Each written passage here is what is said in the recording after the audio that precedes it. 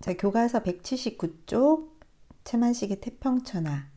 먼저 학습활동 먼저 읽고 들어갈게요. 자, 이 작품은 속물적 욕망만을 추구하던 윤직원 영감의 몰락.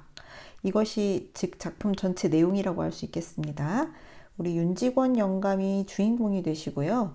그 윤직원 영감이라는 그 인물이 어떤 인물인가라는 그런 전체 내용이 윤직원 영감에 대한 그런 부정적인 모습을 드러내는 이야기예요. 자, 시대 배경은 언제일까요? 일제 강점기 1940년대 시대상이 벌써 나왔네요. 그 시대의 사회상을 풍자한 소설이라고 되어 있어요.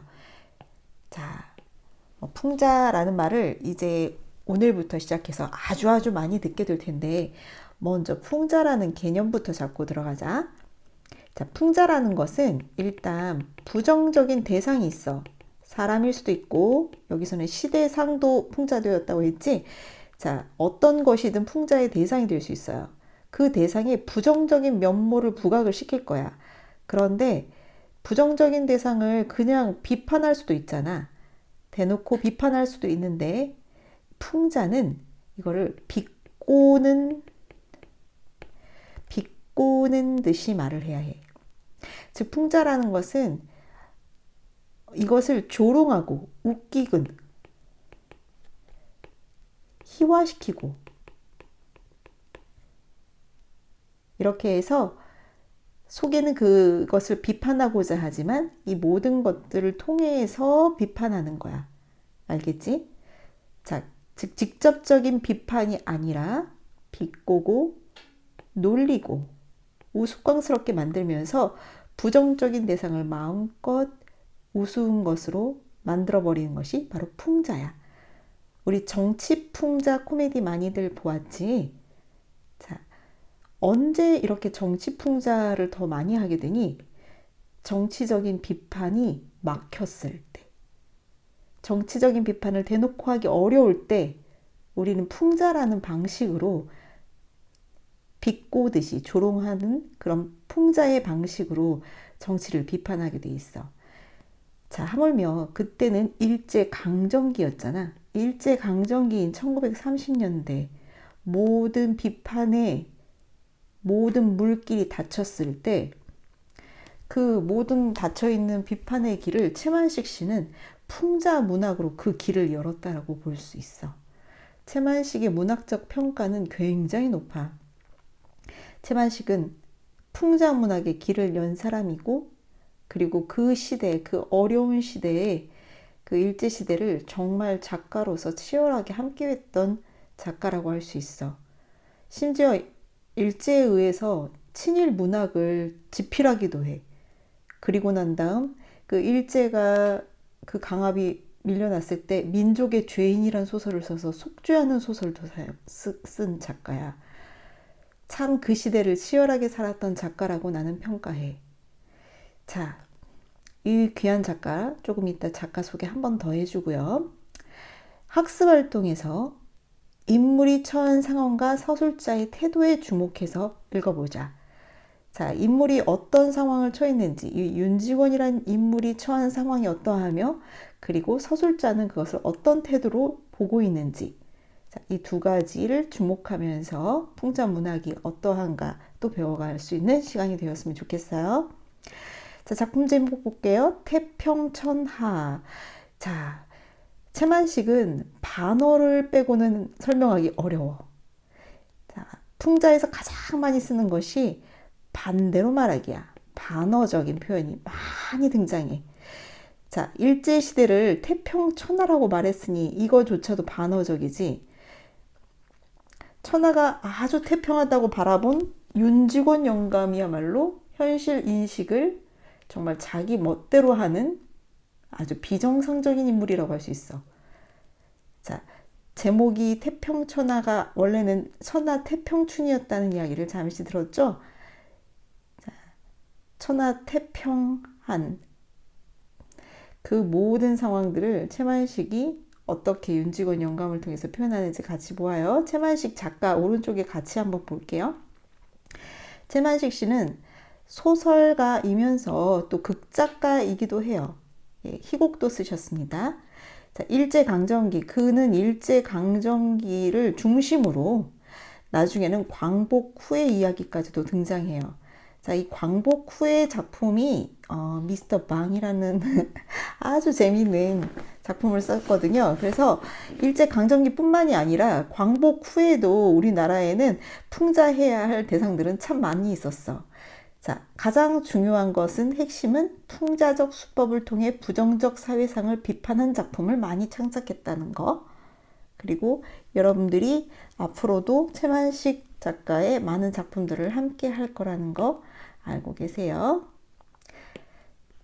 자, 우리 줄거리도 같이 보면서 일단 핵심을 좀 잡아봅시다. 자, 소설을 읽으면서 바로 파악할 수는 있겠지만, 자, 시대적 배경, 공간적 배경을 좀 기억해 두시고요.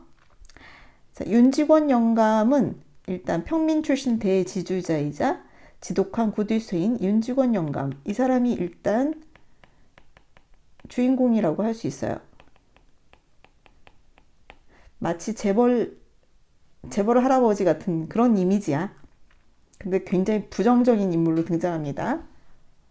자, 윤직원 영감이 어쩌다 이렇게까지 자린고비가 되었을까? 이렇게 고도세가 된 이유는 무엇이었을까? 작가는 나름 그것에 대해서 이유를 붙여줘. 구한말에 그 조선말 일제에 의해서 우리나라를 뺏기기 바로 직전을 구한말이라고 해. 그 구한말에 아버지를 화적대의 손에 잃어. 화적대는 바로 도둑들이지. 당시에 나라가 제대로 안정이 안 됐던 형편이기 때문에 우리 나라에는 도둑들이 들끓었거든. 자, 그때 그 아픈 기억으로 윤직원은 정말 돈밖에 모르는 사람이 되었다고 할 수 있어. 그래서 일제시대가 되자 일본인들이 재산을 지켜준다고 생각하게 되는 거야. 자, 이때 우리나라의 대부분의 자기 재산들은, 사유 재산들은 다 일본에게 뺏겼었는데, 이 사람은 어찌하여 일본의 편에 착 달라붙어서 친일파지 사실. 일본의 식민 지배를 대단히 고맙게 여기면서 경찰서에다가 돈도 기부하고 재산 많으니까 일본은 이런 인간들이 있었기에 일본이 쉽게 우리나라를 식민지 활동을 펼칠 수 있었던 것 같아. 자, 그리고 또 이 재산을 지키기 위해서 이기도 하고 사람이 재산이 생기고 나면 권력욕도 생기잖아. 그 다음엔 양반이 되고 싶었어. 이 사람 평민이었다고 했지. 그러다 보니까 양반이 못 됐던 거에 대한 그런 한이 있어. 그래서 족보를 산다? 양반의 족보를 자기가 사느라고 돈을 다 썼다는 뜻이야. 도금했다. 금칠해버렸다는 거지. 자녀들이 굉장히 불만스러워. 양반과의 혼인을 위해서 가난한 양반집에서 며느리를 들여와. 이 며느리가 여기에서 고씨, 조금 있다가 나올 거야. 며느리인 고씨가 일단은 아들들을 낳아줬어. 그의 손주 종수와 종학이. 자, 윤직원 영감에게는 아들이 있었으니 아직 이름이 안 나왔네. 줄거리에는 윤직원 영감에게 아들은 윤창식이야. 자, 여러분들 애니메이션에 윤주사라고 한 사람이 바로 그 아들입니다. 자, 그 아들이 그 며느리 고씨, 가난한 집 양반 가문에서 데려온 그 며느리 통해서 종수와 종아기를 낳아. 자, 윤직원 영감은 아들한테는 아무 희망이 없어. 희망이 보일 만한 행동을 하지를 않아. 돈만 까먹어. 대단히 점잖은 인물인데 아주 겉과 속이 다른 이중적인 인간으로도 나와. 자, 종수는 윤직원 영감에게 종수는 어떤 존재냐? 군수가 되었으면 좋겠다. 얘가 지금 군서기로 밀어 넣어줬거든. 군에 아주 어쨌든 작은 직책이라도 윤직원 영감 덕분에 하나 밀어줬으니까 이제 너는 군수가 되어서 이 권력을 가지고 나의 재산을 지켜라. 자, 종수한테는 별다른 기대가 없어. 즉 윤창식 아들이나 큰 손주에게는 별 기대가 없어. 이 기대와 희망이 다 누구에게 있냐? 일본에 유학 중이신 종학이에게만 큰 기대를 갖고 있는 거야. 자, 이 종학이는 이제 경찰서장감이다 라고 생각해. 자, 이 돈 많은 사람이 일제시대 때 누가 가장 권력이 있어 보였겠어? 일제 경찰이지. 자, 그 경찰서장이 되어주기를 간절히 바래. 이제 너가 가문의 희망이다. 자, 지금 현재 윤직원 영감의 집안 꼴이 어떠냐? 아들 창식은 노름으로 가산을 탕진하고 정말 마음에 안 들겠지? 큰 손자 종수 역시 방탕한 생활로 돈을 날려. 둘 다 똑같단 얘기야. 그 다음에 본인의 딸은 시댁에서 소방받고 왔어. 서울아씨. 윤직원 영감은 오로지 일본 유학 중인 둘째 손자 종학에게 잔뜩 기대를 걸고 있는데, 자, 본문 내용은 절정과 결말로 들어갑니다. 작품이 시작되는데 망진자는 호연이라 말도 되게 어려운 말이 탁 들어와 있네요. 자, 이것은 본문에 실려있는 소제목이라고 할 수 있어요. 태평천하 안에는 여러 개의 챕터가 있어서 각각의 장이 있어서 그 장마다 소제목이 달려있거든요. 이 소제목은 내용을 예측할 수 있게 해줘.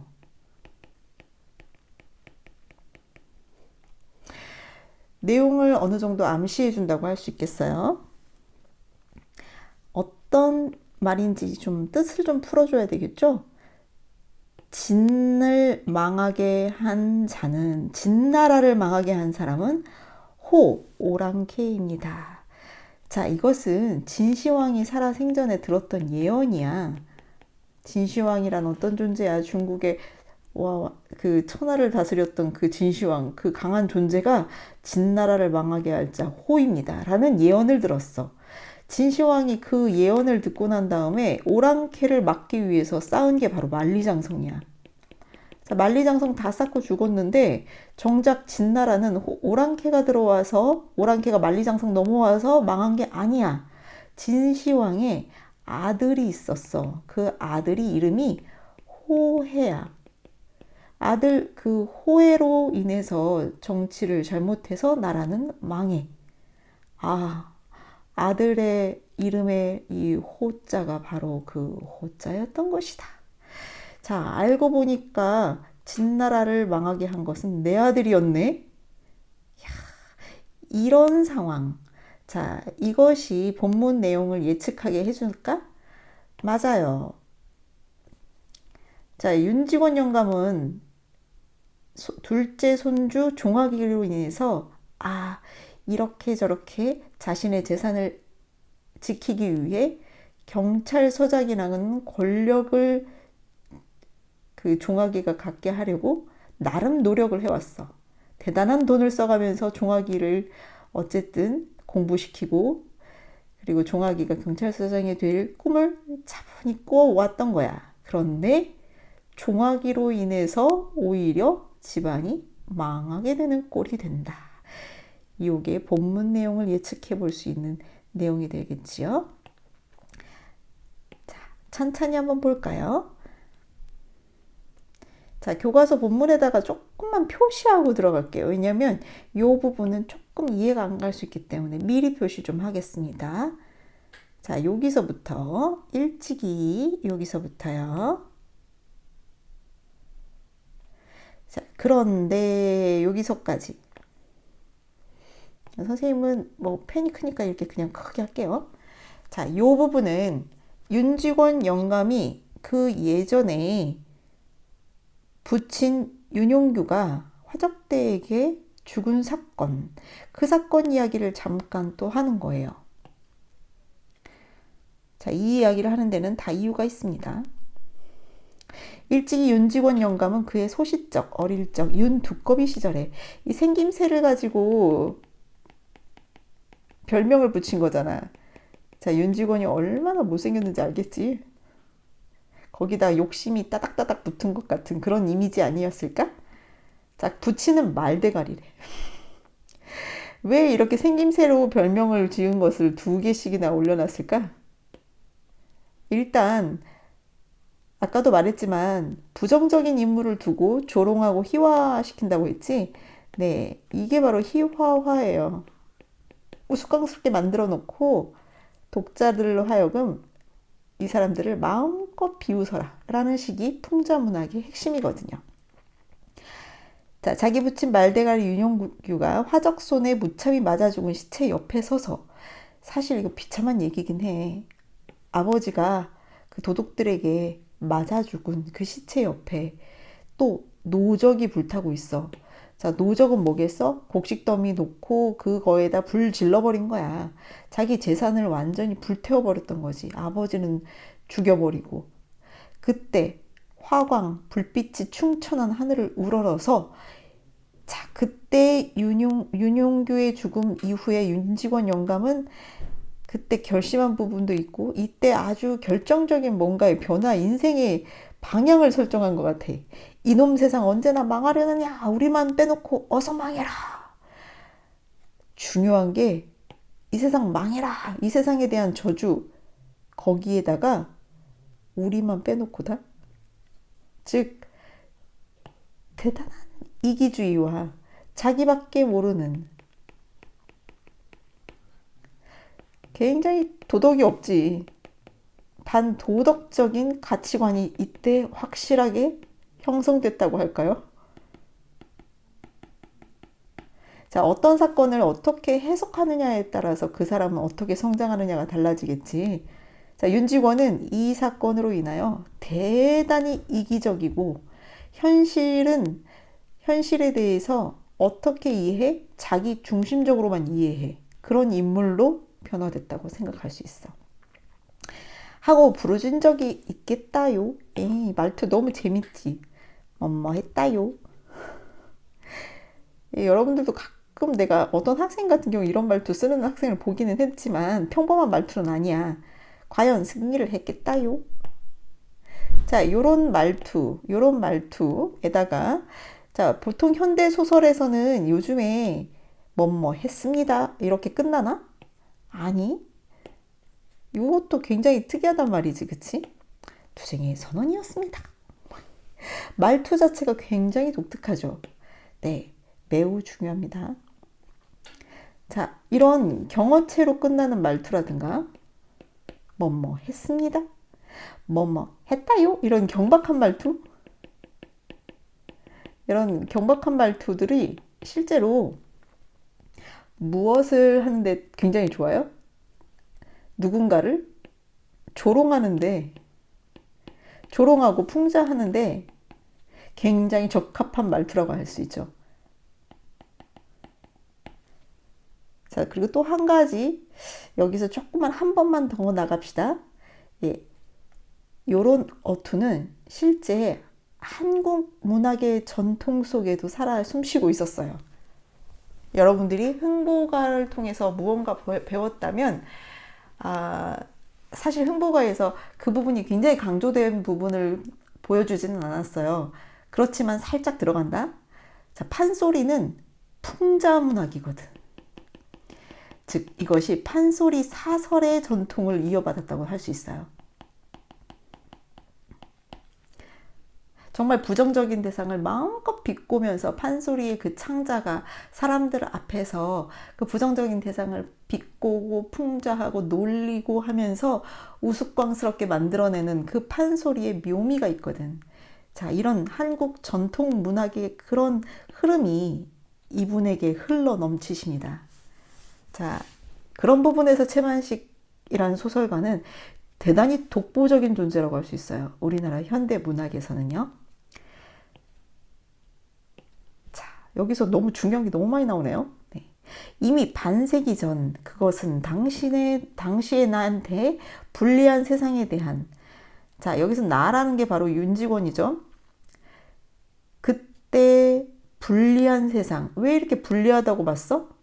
재산을 잃으니까. 재산을 뺏는 세상이라고 할 수 있겠지, 그치?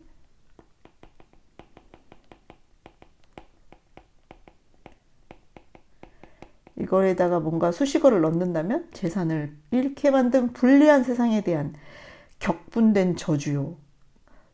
과도하게 화가 나서 세상에 대한 저주를 퍼부었지.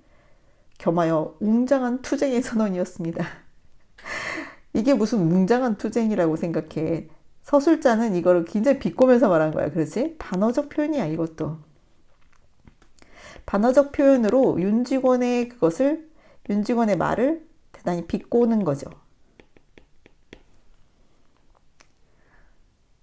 말투도 굉장히 재밌어. 웅장한 투쟁의 선언이었습니다. 자, 핵심 중요한 것들만 선생님이 색칠해주고 있는 중이니까 여러분들도 꼭 기억하고 표시를 좀 해놨으면 좋겠어요. 자, 해서 윤직원 영감은 과연 승리를 했겠다요? 승리라고 한다면 이건 어떻게 돼? 부를 축적했다고 생각할 수 있겠죠. 네. 이제는 부자가 됐잖아요. 그리고 재산을 잃지 않게 되었잖아요. 자, 그런데 자, 이제부터 사건이 시작된다는 표현이죠. 그런데 어떤 일이 벌어졌을까라는 식입니다. 자, 우리 선생님은 그 옆에 날개 질문은 그래도 좀 정리해주고 싶더라고, 항상. 윤직원 영감이 세상을 저주하는 이유가 무엇인지 말해보자. 일단 부친이 죽었으니까.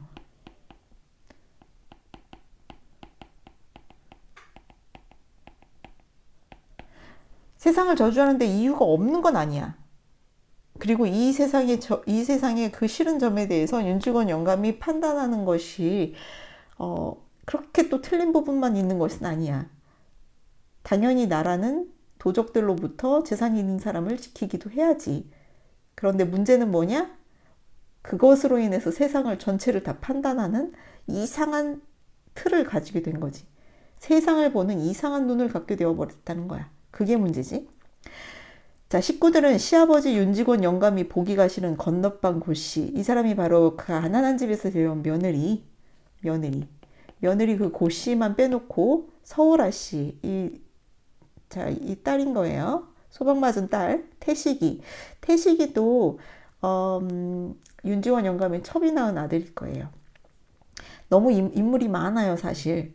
뒤채 두 동서 모두 안방에 모여서 종수를 맞이하는 예를 표하고, 이 종수는 누구? 큰 손주. 그들의 옹위 아래 윤직원 영감과 종수는 각기 아랫목과 뒷벽 앞으로 갈라앉았습니다. 식구들이 이렇게 빙 둘러싸여 있고 윤직원 영감과 종수는 그 안에 있는 거예요. 상황을 알겠죠? 방금 점심 밥상을 받을 참입니다. 자, 밥 먹으려고 기다리고 있는 상황인데 당시에도 우리는 옛날 문화를 잘 모를 거야. 그치, 너희들은. 옛날에는 할아버지가 가장 중심이셨어. 나이 순서야. 그리고 지금 이 큰 손주, 이 종수가 서열상으로는 지금 이 집에서 가장 높아. 윤직원 영감, 그리고 큰 손주가 그 밥상의 한가운데 앉으실 거고, 나머지 분들은 밥상 가해 쪽으로 앉으셔서 따로 밥상을 받으셔. 자, 그런 문화 그냥 살짝 넘어갈게요. 자, 너 경손애비. 경손애비가 누구? 경손애비 지금 누구야? 종수밖에 없는데. 예, 종수 맞아요. 예, 누구누구 아버지로 부르잖아요. 여러분들도 다 아시죠? 여러분들의 아버님의 이름은 여러분들 이름에다가 아버지 붙이잖아요. 자, 이유는 뭡니까? 아들을 하나 낳기 때문에 좀 점잖하게 불러주는 겁니다. 그 손주한테 종수야 이렇게 부르지 않고 경손애비 이렇게 불러주는 거는 그래도 좀 생각해서 불러주는 거라고 할 수 있겠어요. 자, 요거 종수입니다. 부디 정신 차리라. 정신 차리래. 자, 이거 점심 좀 먹으려고 하는데 벌써 또 훈계가 시작되나 봐요. 윤직원 영감이 종수더러 곰곰이 훈계를 하던 것입니다. 안식구는 이 종수의 아내라고 할 수 있어요. 안식구가 있는 데라 점잖게 경손애비지요. 자, 거기서 두 동서라고 했을 때 종수의 아내였던가 봅니다. 안식구가 있는 데라 점잖게 경손애비라고 부른 윤직원. 그러나 경손애비라고 말만 점잖게 부르고 내용은 전혀 그렇지가 않아요. 자, 여기서부터는 정말 살아있고 싶지가 않을 정도로 정말 듣기 싫은 소리를 계속 하십니다. 얼만큼이나 많냐면 여기서부터 쌤이 또 좀 표시를 좀 해줘야겠어요. 자, 종수야 너 말 들어라 하면서 어디까지냐? 여기까지. 말도 많아. 길다 진짜. 잔소리야, 이게. 자, 근데 그 잔소리도 어떤 잔소리인지 봐봐. 얼마나 듣기 싫은지. 정신을 체리할 것이 네가 암만 여도 네 아우 종아기만은 못혀. 아, 쌤은 참 전라도 사람이에요. 그러다 보니 이게 사투리가 너무 심하다. 그치? 선생님이 좀 더 심해. 그러니까 좀 조심해 주세요. 그냥, 아, 그런가 보다 하고 들으시면 됩니다. 이 윤직원 영감이 지금 특유의 전라도 사투리를 굉장히 많이 쓰시는 분이거든요. 야, 어떻게 동생이랑 비교를 해갖고 혼을 내냐. 알겠지, 지금. 종아기만 못하다. 이 종아기가 바로 둘째죠. 둘째 손주. 자, 이 작은 손주에 대한 기대감은 굉장히 크잖아요. 그러다 보니 이 작은 손주에 비교해서 큰 손주를 야단을 치고 있는 중인 거예요. 종아기는 그놈이 재주도 있고 착실여서 너치름은 허랑하지도 않고 그럴 뿐더러 내후년이면 대학교를 졸업하잖냐. 내후년이지? 자, 이 공부 못한 윤직원에겐 이 공부 잘하는 종아기는 굉장한 희망이겠죠. 자, 그래도 그렇지. 이렇게까지 비교 분석을 비교해가면서 자기를 혼낼 때, 잔소리할 때 정말 듣기 싫잖아요. 여러분들 너무 공감대 형성 안 됩니까? 동생하고 비교하는데. 자, 종아기는 어떻대? 재주도 있고 착실하대. 종수는 어떻대? 허랑하대. 빈틈이 너무 많고 허랑방탕하다 이거지. 자, 거기에 대한 종수 반응 봐.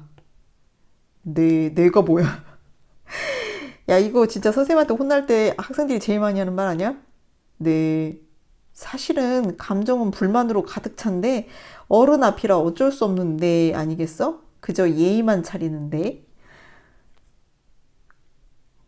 정말 잘 듣고 있는 줄 아나 봐. 그렇지? 응, 그래. 이렇게. 내후년이면 대학교 졸업을 하고 나와서 3년이나 다직이라는 건 기껏? 뭐 이런 표시예요. 3년이나 다직 4년만 찌들어 남은 그놈은 지가 자기가 목표하던 그 요새 목적이란 소리 잘 쓰더구나. 그 목적. 쓸데없는 말을 지금 집어넣은 거예요. 목적하던 경부가 되어 갖고서 이 경찰 직위라고 할 수 있겠어요. 경찰서장이 된단 말이다. 알겠어? 야, 자, 여기서 경찰서장 중요합니다. 왜 중요하냐? 윤직원의 희망이야, 이게. 이거는 종아기가 원하는 희망이 아니야.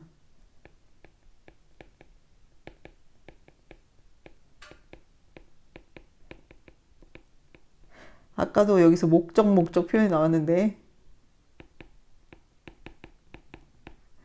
진짜 목적이야. 경찰서장이 되기를 바라고 있는 거지. 알겠어? 하면은 얘는 그저 늘 반응 똑같아. 정말 듣기 싫을 때의 반응인 것 같다. 그치? 그러니까로 너도 정신 바짝 차리갖고서 어서 군수가 되어야 않겠냐. 아, 군서기를 하고 있는 이 사람한테 무슨 군수를 바라나 하는 마음이 저는 듭니다만. 아, 동생놈은 버젓한 경찰서장인데 형놈은 계속 군세기를 댕기고 있담? 난 부끄러워서 어쩔티요? 응? 이건 뭐 남 부끄러울 것까지 걱정하고 난리세요. 아, 글씨 군수 되고 경찰서장 되고 하면 너들 좋고 너들 호강이지 뭐. 아, 그런 겁니까? 아, 진심입니까? 그 호강 날 주냐? 내가 이렇게 아등아등 잔소리를 하는 것도 다 너들 위해서 그런 거지. 이거 아무래도 그런 거 아닌 것 같죠? 사실은 자기 재산을 지키기 위한 거 아니겠어요?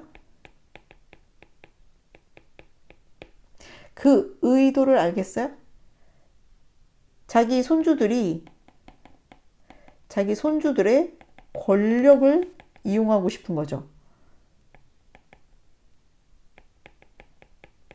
여기다가 이것도 들어가야 돼. 사실은 손주들의 권력을 가지고 자기 재산을 지키기 위한 그 마음을 가지고 있어서 그런지 어쩌면 이런 말을 더 붙이는 것 같아요. 날 위한 게 아니라 늘 위한 거다. 이렇게. 나는 팔이 족통만치도 상관없어야. 알아듣냐? 아유, 이렇게 참 이렇게 수준 이하의 표현들만 쓰세요. 족통이 뭐야? 발인가 봐. 팔이 족통만치도 상관없어야. 알아듣냐? 네. 너무 종수 불쌍해. 근데 종수라는 인물 자체가 허랑방탕한 인물이고, 자, 우리 잠깐 그 앞에서 소개해서 봤죠? 그 아버지의 척과도 관계가 있을 정도로, 불륜 관계를 맺을 정도로, 이거 참 비도덕적인 인물이에요, 사실. 종수 할 말 없어요. 그놈 종아기는 참말로 쓰겄어. 이게 어떻게 이렇게 종수 앞에서 종아기 칭찬만 이렇게. 그놈이 어려서부터 오는니 나를 차별하게 따르고 재주도 있고 착실하고 커서도 내 말을 잘 듣고 그냥 칭찬 덩어리네, 덩어리. 알겠죠? 윤직원 영감이 여기서 유일하게 신뢰하는 인물입니다. 그럼 우리 이것도 한번 정리할까요? 내가 그놈 하나는 꼭 믿는다, 믿어. 여기에서 드러나는 종학에 대한 깊은 신뢰.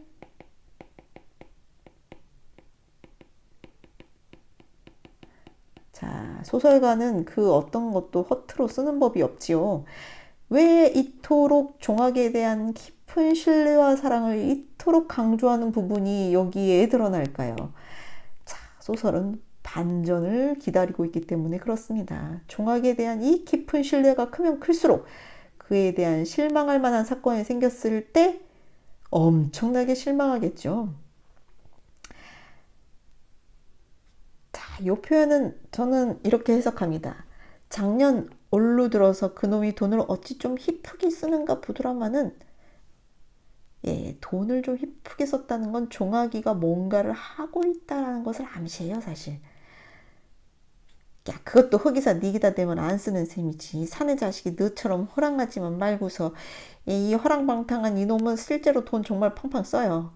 종수는 대놓고 썼어. 허튼 데다가 막 썼어. 아마 이제 여러 가지 허랑방탕한 생활을 하는 데라 술과 노름과 이런 것들로 돈을 썼겠지요. 그런데 종아기는 그야말로 큰 사건을 벌이는 것이죠.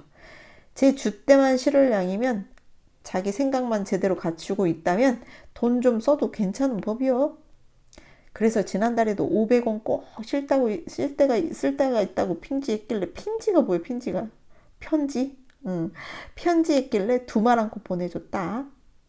자, 이분이 쓰고 있는 표현들, 이런 사투리, 방언이라고 할 수 있죠. 방언이나 비속어. 방언, 비속어 한번 정리해 줄까요, 여기다가?